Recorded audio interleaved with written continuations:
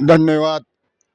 महाराष्ट्र न्यूजमध्ये आपल्या सर्वांचं स्वागत आहे.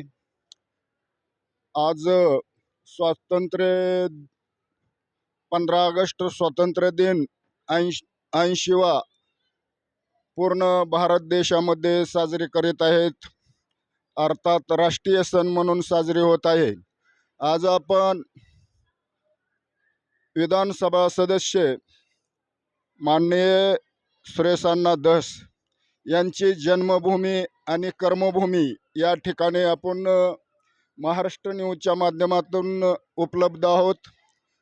या ठिकाणी अतिशय अनोख्या पद्धतीनं या शाळेचा शिक्षक वृंद अगदी जोमानं कष्ट घेऊन विद्यार्थी घडवण्याची ताकद या ठिकाणी पणाला लावित आहेत. या शाळेचं नाव आहे निवर्तीराव धस माध्यमिक व उच्च माध्यमिक विद्यालय, जामगाव, तालुका आष्टी, जिल्हा बीड.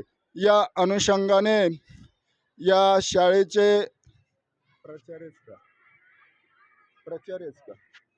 या शाळेचे प्राचार्य महाराष्ट्र न्यूजला यांच्या या शाळेच्या माध्यमातून अध्ययन कुठल्या पद्धतीनं होतं किंवा विद्यार्थ्याला वैचारिक बौद्धिक कशा पद्धतीने मार्गदर्शन करतात या संदर्भात ते महाराष्ट्र न्यूजला 2 मिनिटाची प्रतिक्रिया व्यक्त करीत आहेत. नाव सांगा. माझे नाव विष्णू महादेव आदनाक. मी निवृत्तीराव धस माध्यमिक विद्यालय जामगाव या विद्यालयाचा प्राचार्य. या ठिकाणी आज 80वा स्वातंत्र्य दिन अतिशय उत्साहात आम्ही साजरा करत आहोत. हा दिवस हा फक्त आपल्यासाठी एक दिवस नाही, तर हा एक आपल्या देशाच्या राष्ट्राभिमानाचा उत्सवाचा दिवस आहे. अतिशय उत्सवामध्ये आनंदामध्ये देशभर हा आपला स्वातंत्र्य दिन आपण साजरा करतो. स्वातंत्र्य दिन साजरा करत असताना खरोखरच अतिशय आनंद होतो की आपल्याला स्वातंत्र्य मिळवून देण्यासाठी ज्या अनामवीरांनी या देशाच्या स्वातंत्र्यासाठी स्वतःच्या प्राणाचं बलिदान दिलं, त्याचबरोबर काही वीरांनी आपल्या या स्वातंत्र्यासाठी अतिशय कष्ट घेतले आणि हे स्वातंत्र्य आपल्याला मिळवून दिलं. हे मिळालेलं स्वातंत्र्य आपल्याला जर यशस्वी करायचं असेल तर या देशातल्या प्रत्येक नागरिकाने आपली जी कर्तव्य आहेत ती कर्तव्य जर व्यवस्थितपणे पार पाडली तर निश्चितच आपल्याला या स्वातंत्र्याची फळे चाखायला मिळतील. आपण या ठिकाणी आज स्वातंत्र्य दिन साजरा करत असताना मी या ठिकाणी सांगू इच्छितो की आमच्या निवृत्तीराव धस माध्यमिक व उच्च माध्यमिक विद्यालयाचे आणि आमच्या दत्त शिक्षण प्रसारक मंडळ जामगावचे अध्यक्ष माननीय आमदार सुरेशांना धस साहेब, त्याचबरोबर आमच्या संस्थेचे अध्यक्ष देविदास आबा धस, त्याचबरोबर आम्हाला मार्गदर्शन करणारे आमचे संस्थेचे प्रशासकीय अधिकारी आदरणीय मोकाशे सर यांच्या मार्गदर्शनाखाली आम्ही आमच्या या विद्यालयामध्ये शिक्षणाबरोबरच इतर सहशालेय उपक्रम राबवून मुलांच्या सर्वांगीण विकासासाठी आम्ही प्रयत्न करतोय. शिक्षणाबरोबरच खेळामध्येही आमच्या विद्यालयाने गेल्या 25 वर्षामध्ये राष्ट्रीय पातळीपर्यंत नव्हे तर देश पातळीवर आणि आंतरराष्ट्रीय पातळीवर सुद्धा आमच्या शाळेचा दबदबा निर्माण केलेला आहे. त्याचबरोबर वेगवेगळ्या ज्या स्पर्धा परीक्षा असतात त्या स्पर्धा परीक्षेमध्येही आमच्या विद्यालयाचे विद्यार्थी गेल्या 25 वर्षापासून यश मिळवत आहेत.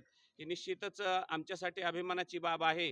आज या ठिकाणी स्वातंत्र्य दिन साजरा करत असताना मी सर्व विद्यार्थ्यांना आणि माझ्या सर्व सहकाऱ्यांना सांगू इच्छितो की या वर्षभरामध्ये अभ्यासक्रमाबरोबरच इतर सहशालेय उपक्रम राबवून विद्यार्थ्यांचा सर्वांगीण विकास केला जाईल अशी मी आमच्या सर्वांच्या वतीने या ठिकाणी ग्वाही देतो आणि या स्वातंत्र्य दिनाच्या सर्वांना विद्यालयाच्या वतीने हार्दिक हार्दिक अशा शुभेच्छा देतो. धन्यवाद.